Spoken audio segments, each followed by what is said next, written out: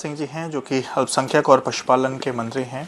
धर्मपाल जी, मदरसों का सर्वे हो रहा था, 15 तक उसकी रिपोर्ट आनी थी, तो क्या सर्वे कंप्लीट हो चुका है? 15 तक रिपोर्ट आएगी या उसमें अभी कुछ डिले? देखिए 15 तक रिपोर्ट आनी थी, लेकिन रिपोर्ट आने में विलम्ब है। आज हम इसकी समीक्षा कर रहे हैं। यदि आवश्यकता पड़ी तारीख और बढ़ाने की तो तारीख बढ़ाएंगे ताकि वो रिपोर्ट व्यवस्थित और विधिवत आ जाए, तब आगे की कार्रवाई हम सुनिश्चित कर सकें। सर, जहाँ जहाँ पे सर्वे हुआ है, जैसे अलीगढ़ में सर्वे कंप्लीट हो चुका, वहाँ के जो डीएम की तरफ से एक बात कही गई कि 103 ऐसे मदरसे मिले जो पंजीकृत नहीं हैं।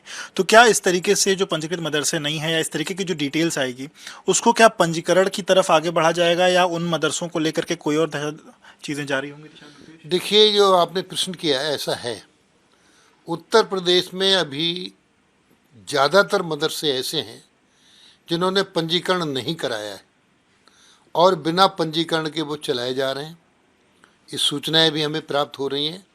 तो ऐसे मदरसे जिन्होंने पंजीकरण नहीं किया है, फंडिंग की क्या व्यवस्था है, सारी चीज़ें हमारे पास रिपोर्ट में आवेंगी। तदनुसार आगे की कार्रवाई सुनिश्चित करेंगे। तो क्या पंजीकरण को लेकर के कोई मानक बनाया जाएगा कि सभी को पंजीकरण जरूरी होगा, ऐसा भी कुछ तय किया जाएगा? देखिए, जहाँ शिक्षण से जुड़ा मामला है तो निश्चित रूप से नियम होना चाहिए। शिक्षा नियम और कानून के अनुसार दी जाती है। क्या पढ़ाया जाना चाहिए, क्या नहीं पढ़ाया जाना चाहिए, इस शिक्षा में नियम लागू है।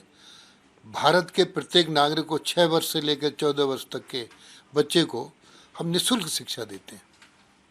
नहीं तो सर, वही मैं पूछ रहा था, क्या पंजीकरण को लेकर के क्या नियम बनाए जाएंगे? क्या सबके लिए अनिवार्य किया जाएगा पंजीकरण या इसको लेकर कोई व्यवस्था और हो? पंजीकरण तो संभवतः सबको अनिवार्य करना ही पड़ेगा ताकि वो एक सीमा में ढल सके।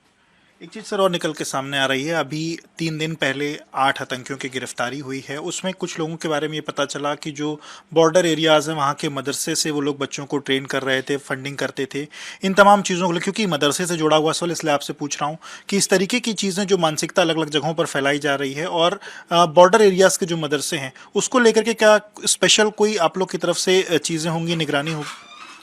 देखिए, निश्चित रूप से ये राष्ट्रीयता से जुड़ा मामला है।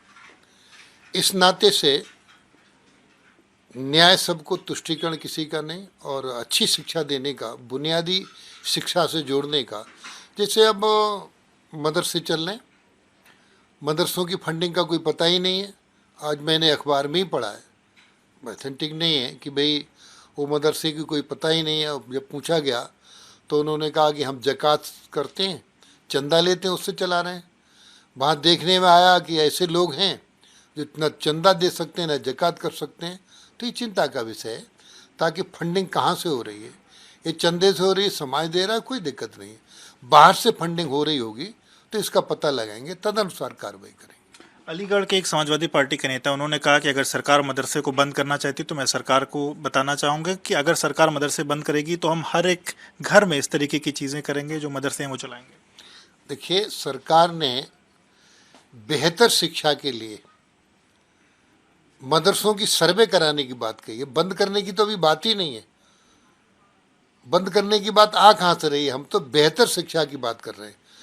ये जरूर हम कहना चाह रहे हैं, ऐसे लोग जो विरोध कर रहे हैं वो मदरसे में पढ़ाकर ऐसी बातें करके मौलवी तो बना सकते हैं, धार्मिक शिक्षा से जोड़ सकते हैं, लेकिन वो डॉक्टर, इंजीनियर, आईएएस, आईपीएस बच्चों को नहीं बना सकते जब तक हिंदी, गणित, अंग्रेजी, सामाजिक विषय, यदि ऐसे विषयों को नहीं पढ़ाया जाएगा तो फिर आदर्श नागरिक एक मुख्य धारा से जुड़ने में बहुत भारी समस्या होगी। वो लोग नहीं चाहते गरीब मुसलमानों के बच्चे पढ़ें। तो इसलिए इस तरीके के अनर्गल प्रलाप अभी उन्होंने आरंभ कर दिए हैं, जो ठीक नहीं है।